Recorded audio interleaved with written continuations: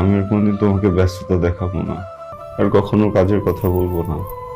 কয়েকটা দিন সময় দাও, দেখবা সব ঠিক করে ফেলবো।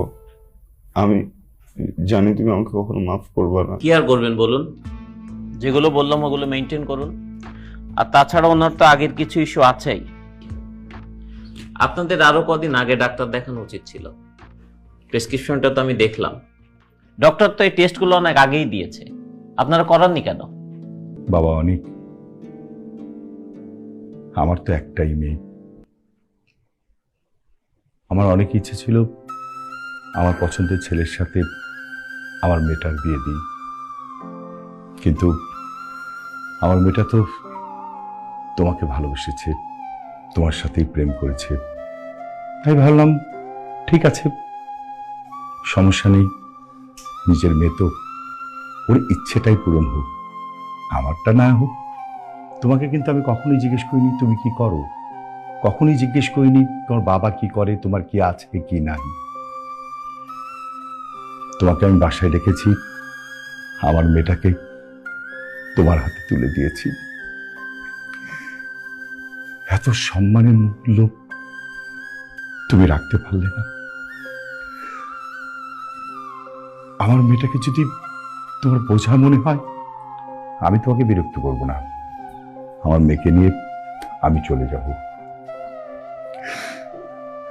বয়স আছে, সমস্যা নেই, আমরা আমরা আমাদের মতোই থাকতে পারবো। ঠিক আছে, ঠিক আছে, আরে কান্না করো না, ঠিক হয়ে যাবে। আমি আর কোনোদিন তোমাকে ব্যস্ততা দেখাবো না,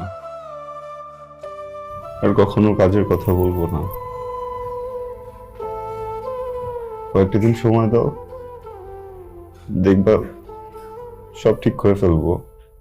আমি জানি তুমি আমাকে কখনো মাফ করবে না।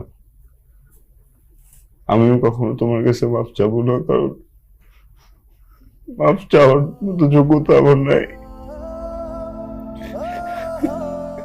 আমার জন্য বাবু আজকে নাই, খুব কষ্ট হচ্ছে বুঝছো। আমার ভিতরে পুরাচ্ছে, তার থেকে বেশি ভয় হচ্ছে না, মনে হচ্ছে তুমি আমাকে ছেড়ে চলে যাবা। এই তুমি কি পাগল নাকি? হ্যাঁ, তোমার কোনো চাকরি ছেড়ে দিয়ে বলিলাম, আমি কখন চাকরি করবো না, কাজই করবো না, যেও না।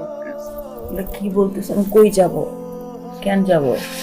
হ্যাঁ, একটা বাচ্চা বিয়ে করছি আসলে।